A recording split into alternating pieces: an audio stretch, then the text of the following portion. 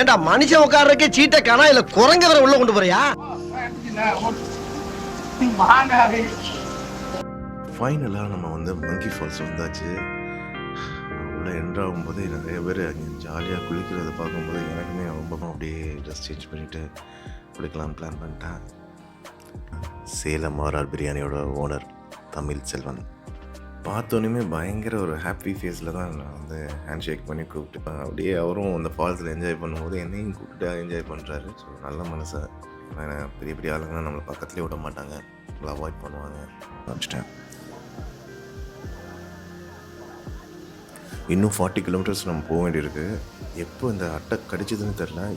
அதுக்கு தேவையானதை எடுத்துகிட்டு போயிடுச்சு. எல்லாம் நல்லதுக்கு தான் நினச்சி நானும் விட்டுட்டேன். ஸோ நம்ம நெக்ஸ்ட் வீடியோவில் நம்ம வந்து திருமூர்த்தி ஃபால்ஸ் பயங்கரமான சம்பவம்லாம் நடந்தது.